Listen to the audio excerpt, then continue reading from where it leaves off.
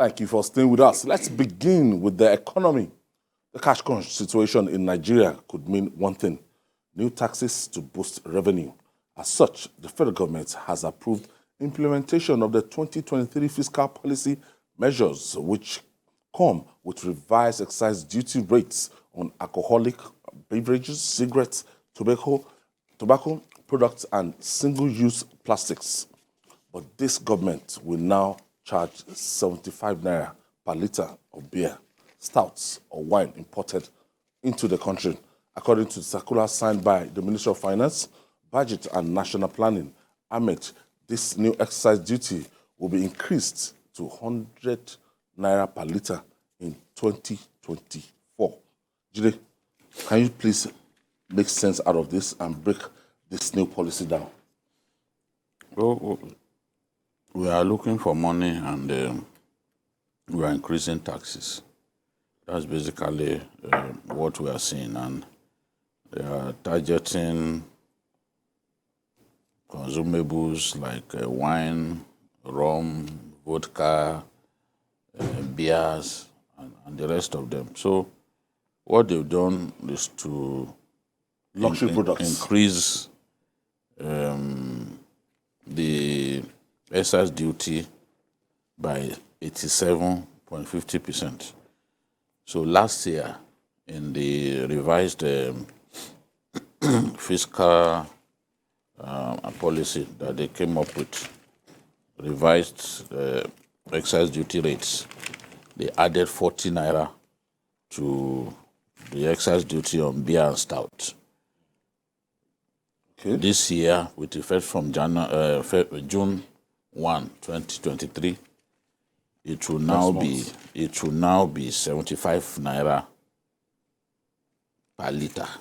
That's the excise duty on those alcoholic beverages, moving from 40 in 2022 to 75 naira per litre. And is this, by the same token, vodka, whiskey, brandy, and rums have similarly had the excise duty on them increased to 150 naira per litre, as against 50 naira per litre last year. So they are taxing alcoholic beverages. Things are not so essential, but luxury products. Yes, they are not so essential, but people also want to drink their sorrows away.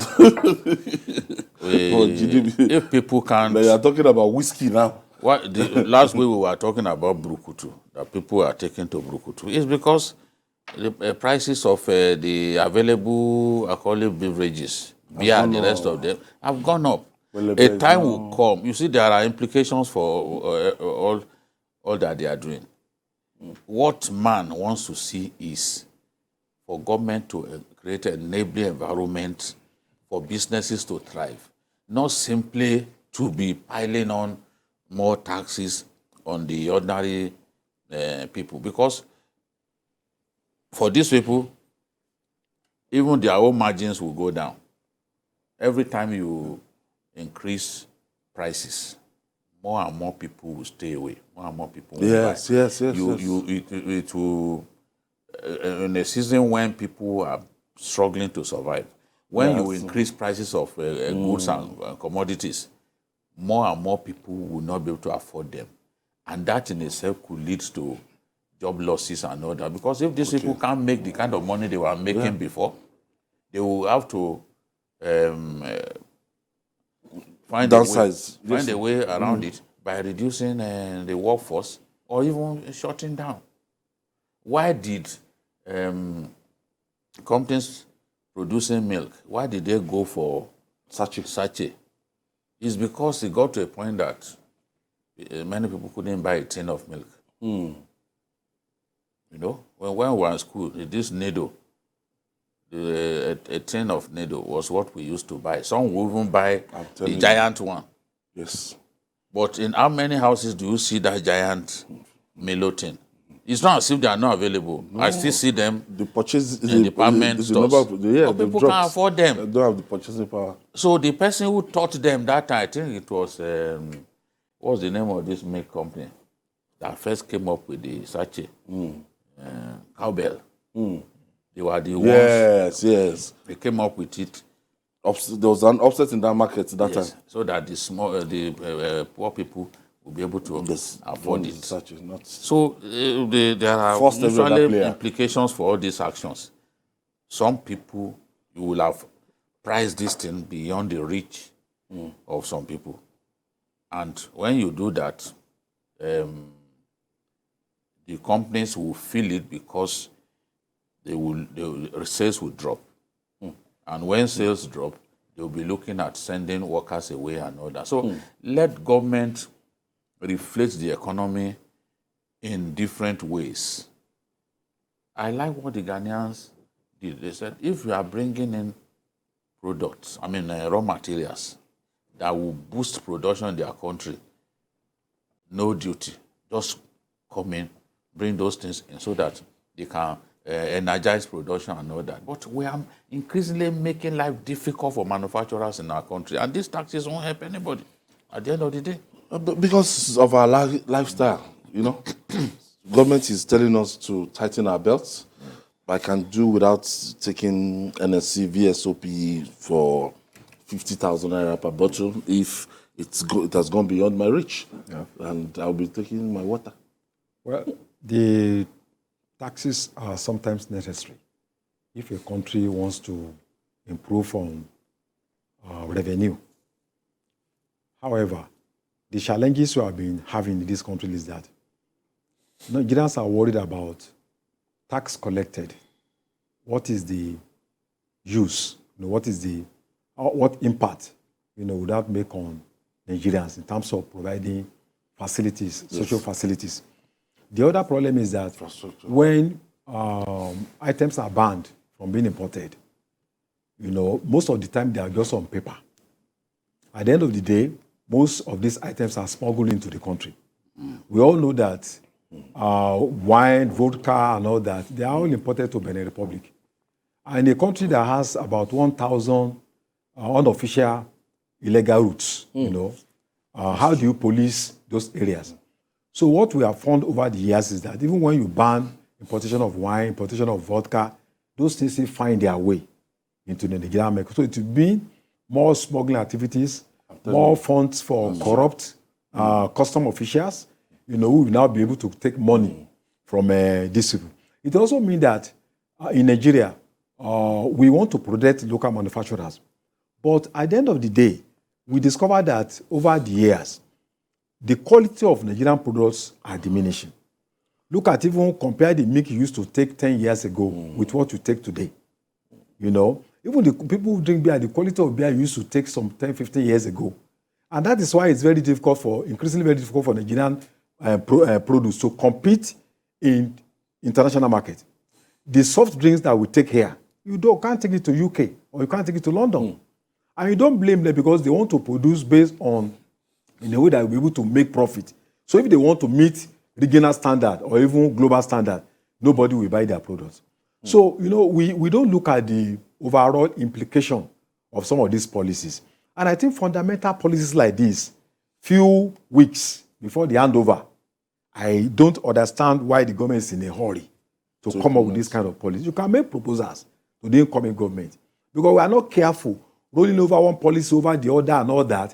You may set, unwittingly, unintentionally, you may be setting booby traps for the incoming government. So I think we need to be very careful. Let people come in and run their own government. What the last minute the way they want to run their own government. So, those are the things that we need to take into consideration when we're talking about tax increases. Even last year too, they came up with more taxes on carbonated drinks, and all that. And there are many people who depend on these carbonated drinks. You can't say, because you want to discourage the excessive consumption of sugar, then you should now push people out of business.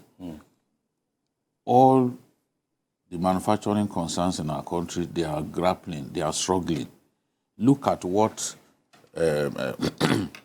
these bottlers of Coke and the rest of them have done. They came up with usually small bottles. you see Contents. malt drink, very tiny bottles and all that, because they didn't want to raise prices and push themselves unwittingly out of the market.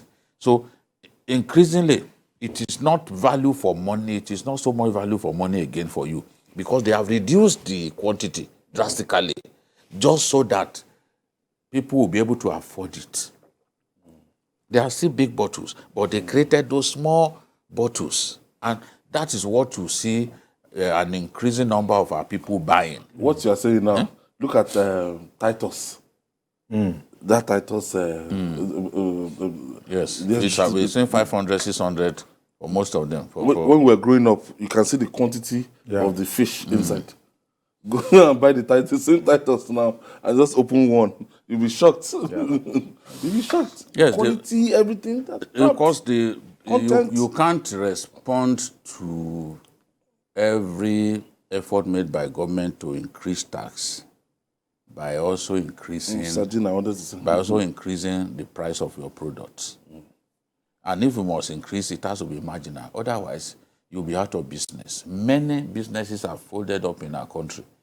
They have to strike a balance, because I've seen complaints by CPPE and others in response to this latest government fiscal policies. I think we have to find a balance. Otherwise, people will lose their jobs. It will lead to job losses, and increasingly, people want to find a way around it by bringing those products into our country illegally. And don't forget, in Nigeria, we produce some of those things, so they are not all imported. We produce our own carbonated drinks, a lot of them. You know, so you see Chi and the rest of them, they are producing these things. Dangote, yes, Biggie, they have many brands, you know. So we produce our own. So they are not all imported. But if we make life too difficult for them, in no time, you see that these businesses will shut down.